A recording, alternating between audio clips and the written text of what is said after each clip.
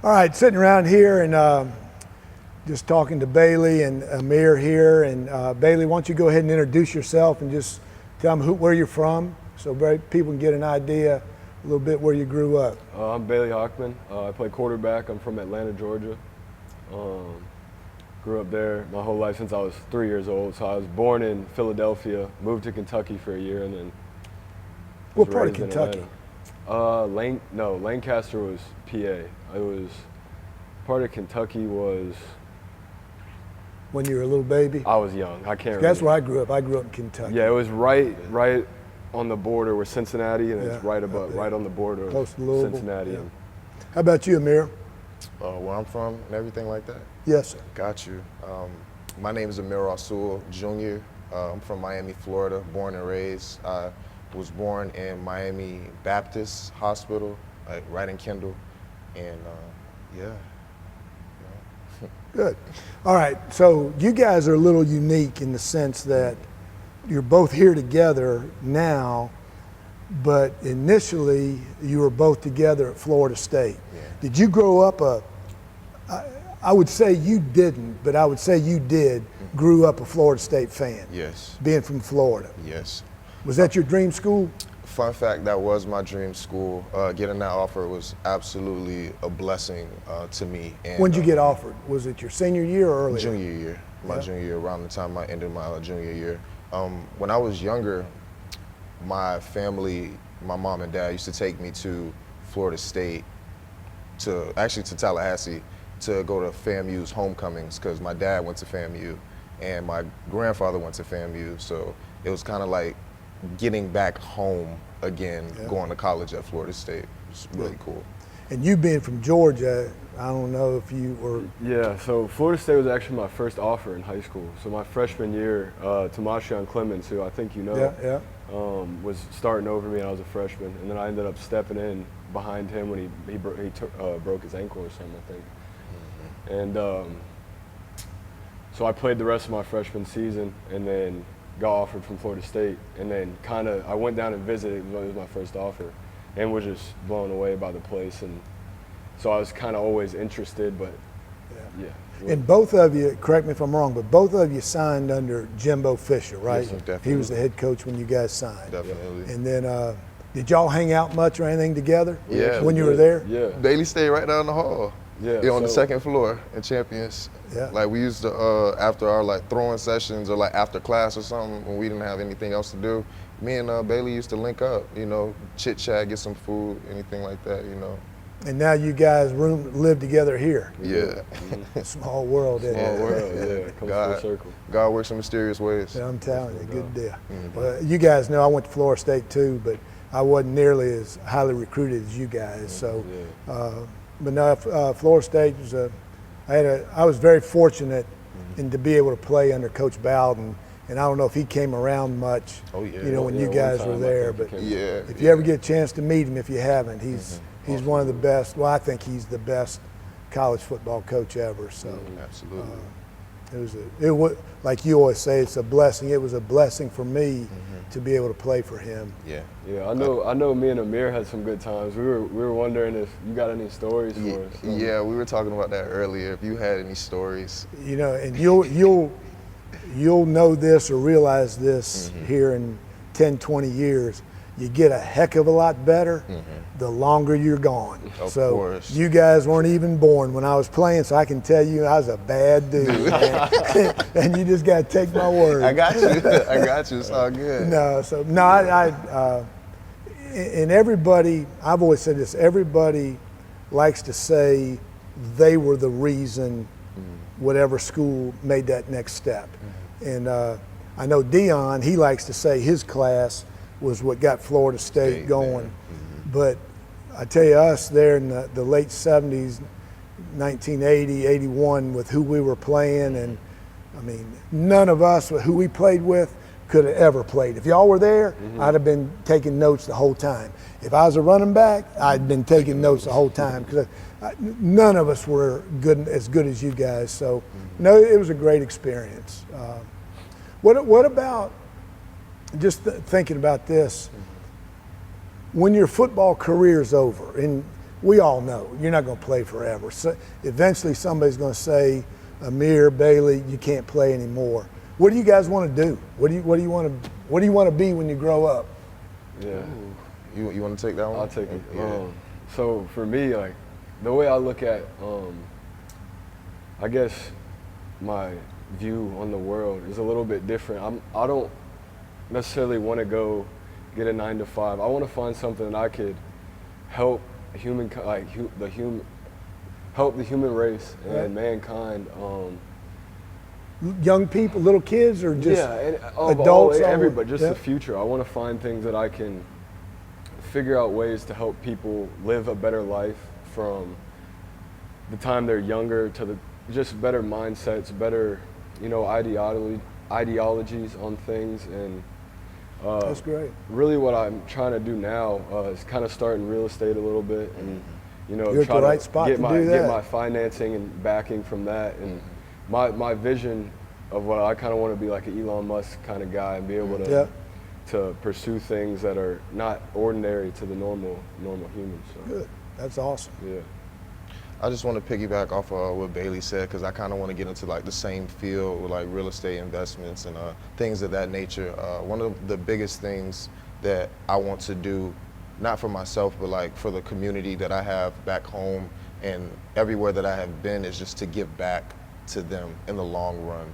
Because I know that, somebody of my caliber, if I were to give back and kids were to see me in that light, okay, they'll have that feeling like, okay, I could do this. He came from, such and such place, but, he worked to be where he is now.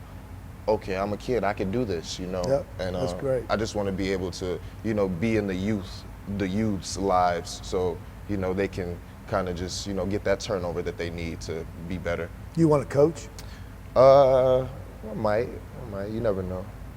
I've had thoughts about it, especially like coaching my kids and stuff like that. Course. For sure, I definitely want to do that. Of course. So, no, that's awesome. But all right, here's one. When did you get your first tattoo? The first tattoo was my sophomore year, redshirt freshman, sophomore in the classroom at FSU. Yeah. First tattoo. I can do all things through Christ who strengthens me. Awesome. Do you have any tattoos? No, sir. Why? You ever thought about it? I'm going to get some when college finishes. I wanted to kind of keep my body clear until everything was kind of over with college. My body is a temple right now, and I'm trying to keep it as clean as possible, Good. at all times. Good. What about Amir? Let's talk a little bit of football here. What's your pregame? What's it called? Playlist. What's your pregame playlist? Okay, My pregame Or playlist. the 2-3 songs that I'm going to listen to before every game. 2-3 songs that I'm gonna listen to every game. It's a couple drill artists, like a couple them artists that get you going. I like Love Foe, like from Chicago, Lose Me, and my ambitions as a writer. That's another one. And my last one would have to go to Chief Keef, Action Figures. Yep. I don't know why when that song plays, I start getting it going and all that. And this is one more. Before I get off the bus, Take Me to the King. And then when I get into the locker room, all the other drill songs. But yeah, gotta hold your emotions until certain parts of the day and all that. Yeah. But yeah. Like you can't peak too early. No, not at all. You cannot. How about you, Bailey? I actually don't. I'm not a big music before the game guy. I like to try to almost like still my mind as much as possible. I don't want to think a lot. Because I know during the game it's going to be constant making decisions. So I don't want any of those decisions to almost be affected by like a subconscious thought or I'm thinking about a rap song instead of all right, what is this corner doing? So I try to meditate a little bit good deal. rather than music. Good deal. All right. And I don't know if it was at Florida State when you guys were there, but did they still have the circus? Yeah. They did. Yeah, they did. Okay. Yeah. Coach Bowden, during August, he used to bring the juggler over during camp. He'd always get the quarterbacks, the receivers, the running backs, and the defensive backs. And he would bring that juggler over and teach us how to juggle, Yeah. and to develop hand-eye coordination. Yeah. And did Jimbo do that? Did We stepped it up a little bit more by that time. you were doing knives or something? No, we have what's the thing called, Bailey, with it, the jug machine for tennis balls and stuff like that. So like it'll be like 2 to 3 tennis balls will come out at like one time. Yeah. And we had like 4 machines, and that's all we would do. Like during the summer, that's all we would do. Yeah. And then We also had that computer game. Yeah. I don't know Yeah. which Yeah. it's I know what like you're you talking gotta, yeah, so we would do that a lot too. That They helps say out a that's lot. really good for quarterbacks. Yeah, just Peripheral vision and hand-eye and Yeah, coordination. Showing where and all everything that. is. Good. Did you have any football, baseball, basketball, any heroes, any athletes, anybody you idolized growing up? One, and I liked his the way he did things back then. Michael Johnson, he was a track star. Yep. He ran the 400 and 200, broke both of the records in the 400 and in the 200 at the Olympics.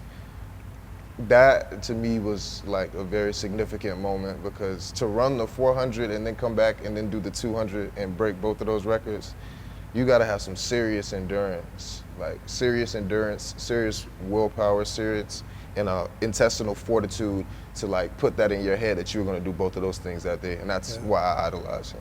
See, watching guys like Tom Brady from the time I was a kid, till now, excelling in the NFL. Watching him has been amazing. I've watched a lot of his videos and stuff and studied him a good bit. Just you got to learn from the greats. No question. Don't got to reinvent the wheel. But really, my biggest hero in a way was because my dad was a high school football coach. So to me, when I was a kid, high school was like the NFL. So I thought it was the coolest thing ever. Yeah. And he had a quarterback, Trent Thompson, who wore number 10. He was a lefty, threw the ball kind of like, so I always looked up to him, real good guy, real down-to-earth guy. So I always looked up to him and, tried to kind of be like him in ways. My dad was a high school coach too, so kind of growing up in it, that's why I wanted to be a coach, and because of what I was exposed to. But, I always tell people, if they ask me, I always say my mom and dad, my mom's not living anymore, but my mom and dad were my heroes. I didn't want to do anything to embarrass them. All I wanted to do was do whatever I could to make them proud. For sure. And, so that's what I tried to do there. So as you guys now, you're kind of, both of you, I know you were supposed to be done last year, but you still had, COVID wasn't here, you still had one more year, right? Yes, sir. Yeah, so, you guys, as you, and just say you already know the NFL doesn't want you, that as you get down to the last years of, you've been playing football since you were A little bit. 3, 4, 5 years old, that, man, it's getting down to, Nitty gritty. yeah, that, how are you sentimental at all, looking back and saying, man, I've been doing this a long time? I pray a lot, and I know that whatever happens this year has already been written. It's already gone down in history. It's just waiting to happen, God is just waiting to put things into fruition. And I wouldn't say that I'd be sentimental about anything, knowing that this is like my last season. I'll just be very happy, that I was able to experience all of this, go from Florida State to MT, being able to be here in this spot right now with you, Coach Stock, and you, Bailey Hochman. You feel me? It's just an honor, and I honor every moment. See, I knew after my last game at Florida State, we got beat by Florida. I knew I wasn't going to be in the NFL.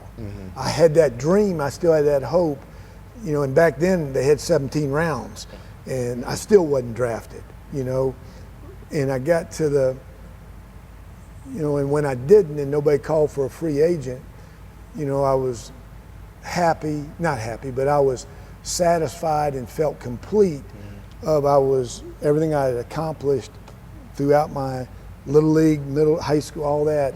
College, I was happy, I was satisfied, and said, if they don't want me, I'm gonna get on with my life. But I remember getting back to our apartment after that game, and I cried really almost uncontrollable, because I may never play this game again, and I've been doing it since I was and it was, so I was thinking about you, and this could be your last year. The NCAA gave you another one, who knows? But as you get down to it, I guess I'm asking, do you guys think you're going to be as sentimental as I was? And it sounds like you're kind of the same as me. You're content, you're satisfied, you're proud, you're happy with what you've done. Of course. And Bailey, Yeah, for me, growing up in it, I think I'll definitely miss it. I'll miss, just having the ball in my hand. And I think about this often, which is kind of weird, is not having your teammates anymore. Around. I feel like that's going to be almost harder than the actual game itself. It's just having, you got 100 brothers that you can go to at any moment, at any time, and talk to. And to me, that's going to be probably the hardest part. I tell guys all the time, and you'll hear me say it, you're not going to miss practice. You're not going to miss the weight room. You're not going to miss winter workouts. You're not going to miss spring practice. You're not going to miss camp in August. You're going to miss the locker room. Yeah. And to me, you guys, 10 years from now, 20 years from now, you guys have got to almost force yourself to get together at least once a year. And we do that. Florida State, there's a group of us, about 15 of us, that every Father's Day weekend, and we just picked Father's Day weekend because it kind of worked with everybody's schedule. In the summer and everything, that we'll meet down in Jacksonville, Florida, just for the weekend, and get down there and hang out for the weekend, and just because you're right, baby. I mean, just you can count on Amir. You get a flat tire at 2 a.m, you can call Amir and he's gonna come get you. You run out of gas at 3 a.m. Really though. on I-75, Bailey's gonna come help you, bring you a gallon of gas. So that's the thing that I know, because you missed the competition part of it. Yeah, of course. And that's what I think you guys have got to kind of find. That's going to be the void in you, because you're so competitive. And you've been so competitive for so long, is finding that void, what's going to fill that, and for me it was coaching, for you, to maybe get an underprivileged kid, and develop him and help him, become a good person. For you, going back to the Boys and Girls Club there in Miami, and spending a day with those kids, and knowing that you made a difference. Of course. So, of course. Yeah, but that's Of course. what kind of on that same lines. I've always said that football practice is hard. Basketball practice is easy. We're in shorts, t-shirts, shooting. If you played baseball, you're taking cuts, you're out in the outfield catching fly balls. Unless you're a catcher, then you got to catch batting practice all day. And your swings get cut short. But forget about the games in football. What's the most enjoyable part of football for you? Is it winter workouts? Is it spring practice? Is it summer workouts, conditioning? Is it August camp? Is it studying film? What gives you that happiness of being up in the meeting rooms and walking past the coaches and seeing how their day was, or like talking to them before I go talk to my coach. So if we're in a staff meeting or up there Yeah. and you come by and just That's fun for me. That's cool to me. Like, okay, how you doing, Coach Dermott? You all right? You cool? Okay, Coach Stock. Oh, you good? Yeah, I got you. Yeah, going and I'm in Beckles' room and then I'm talking to Beckles. You know, he's always happy-go-lucky, and I'm, same way. Yeah. So you don't like spring practice. You don't like the weight room. Oh no, I love the weight well, room. I mean, but you'd rather see me. Yeah, than of you'd course. rather, Of course, I don't want to kill myself. Yeah, for me, I mean, I love the weight room, love practice. Would do it every day of my life if I can. But for me, it's probably, especially the quarterback, with it being such a small, like, tight-knit unit, and only one guy plays. It's such a competitive. It's just the film room, like meetings with coach, and just being able to, like, kind of sit there and bounce off other really good players that are really smart, and then obviously having the coach kind of as the alpha, knowing most of the. Yeah. And just having that dynamic in that room is something special. And a lot of guys don't get to kind of have a room like that, because I'm sure y'all joke and laugh, but it gets really intense almost. Right. Are you sure, Coach? You sure we should run the out route instead of the hitch? Are you like? So it's a lot of fun. I enjoy that a lot. And the scheme and chess match almost of it. Yeah. See, when I played, we didn't have summers like we have now, like you guys have gone through.